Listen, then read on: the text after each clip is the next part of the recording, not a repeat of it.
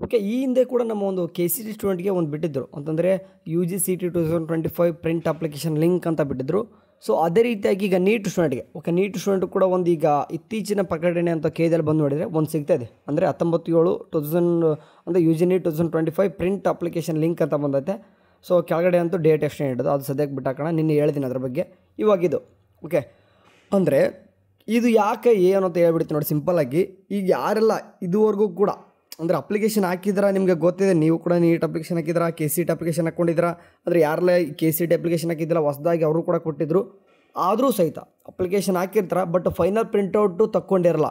ಅಂದರೆ ಎಷ್ಟೋ ಹುಡುಗರು ಫೈನಲ್ ಪ್ರಿಂಟೌಟ್ ತೊಗೊಂಡಿರಲ್ಲ ಅಂಥ ಒಂದು ಸ್ಟೂಡೆಂಟ್ ಇವಾಗ. ಯಾಕಂದರೆ ಅಪ್ಲಿಕೇಶನ್ ಯಾಕೆ ಬೇಕಂತಂದ್ರೆ ಫೈನಲ್ ಪ್ರಿಂಟೌಟು ನೀವು ಅಡ್ಮಿಷನ್ ಟೈಮ್ ಒಳಗೆ ಅಂತ ಕೇಳ್ತಾರೆ. ಸೊ ಹಾಗಾಗಿ ನಿಮ್ಮ ಹತ್ರ ಏನಾದರೂ ಫೈನಲ್ ಪ್ರಿಂಟೌಟ್ ಇಲ್ಲ ಅಂತಂದರೆ ಅಪ್ಲಿಕೇಶನ್ ಪ್ರಿಂಟ್ ಅಂತ ಏನು ಕೊಟ್ಟವ್ರೆ, ಇನ್ನೂ ಕೊನೆಯದಾಗಿ ಲಾಸ್ಟ್ಗೆ ಸಬ್ಮಿಟ್ ಆದ ತಕ್ಷಣ ಎಲ್ಲನೂ ಕೂಡ ಪ್ರಿಂಟೌಟ್ ಬರ್ತದೆ ನೋಡಿ. ಅದು ಆ ಒಂದು ಅಂದರೆ ಎಷ್ಟು ಪೇಜಸ್ಗಳು ಬರ್ತಾವಲ್ಲ ಅಷ್ಟು ಪೇಜಸ್ಗಳು, ಆ ಒಂದು ಫೈನಲ್ ಪ್ರಿಂಟೌಟು ನಿಮ್ಮ ಹತ್ರ ಇರಬೇಕು. ಅದು ಅಡ್ಮಿಷನ್ ಟೈಮ್ ಒಳಗೆ ಅದನ್ನ ಕೇಳ್ತಾರೆ.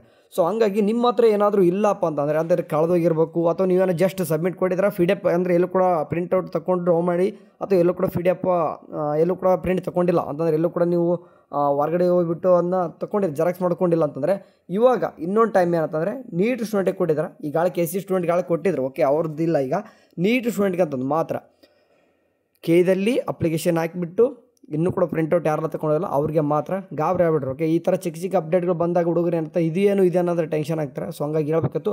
ಆದರೂ ಕೂಡ ಇಂಪಾರ್ಟೆಂಟೇ ಇದು, ಯಾಕಂದರೆ ಹುಡುಗರು ಎಷ್ಟೋ ಜನ ಅಪ್ಲಿಕೇಶನ್ ಪ್ರಿಂಟೌಟ್ ತೊಗೊಂಡಿರಲ್ಲ. ಓಕೆ, ಇವಾಗ ಅದು ಬೇಕೇ ಬೇಕು, ಏನು ಮಾಡಬೇಕು. ಓಕೆ, ಈಗ ಅದಕ್ಕೋಸ್ಕರನೇ ಪ್ರಿಂಟೌಟ್ ತೊಗೊಂಡು ಇಟ್ಕೋರಿ.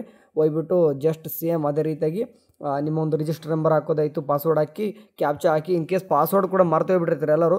ಇನ್ ಕೇಸ್ ಮರ್ತೋಗಿದ್ರೆ ಇಲ್ಲಿ ಫಾರ್ಗೆಟ್ ಪಾಸ್ವರ್ಡ್ ಅಂತ ಇರ್ತದೆ ನೋಡಿ, ಫಾರ್ಗೆಟ್ ಪಾಸ್ವರ್ಡ್ ಮೇಲೆ ಕ್ಲಿಕ್ ಮಾಡ್ಕೊಂಡು ಏನು ಮಾಡಬೇಕು ಅಂದರೆ ಆರಾಮಾಗಿ ನಿಮ್ಮೊಂದು ಯೂಸರ್ ಐಡಿ ಅಂದರೆ ಈಗ ಒಂದು ಏನು ರಿಜಿಸ್ಟರ್ ನಂಬರ್ ಹಾಕಿದ್ರು, ಆ ರಿಜಿಸ್ಟರ್ ನಂಬರ್ ಹಾಕಿದರೆ ನಿಮ್ಮ ಒಂದು ನಂಬರ್ಗೆ ಲಿಂಕ್ ಬಂದಿರ್ತದೆ. ಅಂದರೆ ಯಾವ ಫೋನ್ ನಂಬರ್ ಲಿಂಕ್ ಕೊಟ್ಟಿರ್ತಾರೆ ಆ ನಂಬರ್ಗೆ ಲಿಂಕ್ OTP ಹೋಗಿರ್ತದೆ. ಸೆಂಡ್ OTP ಕೊಟ್ಟರೆ ಹೊಸದಾಗಿ ಪಾಸ್ವರ್ಡ್ ಕ್ರಿಯೇಟ್ ಮಾಡ್ಕೊಂಡು ವಾಪಸ್ ತಿರ್ಗಾ ಇಲ್ಲೇ ಬಂದುಬಿಟ್ಟು, ಅಂದರೆ ವಾಪಸ್ ಬಂದುಬಿಟ್ಟು ಎಲ್ಲಿ ವೇಟ್ ತೋರಿಸ್ತೀನಿ ನೋಡಿ.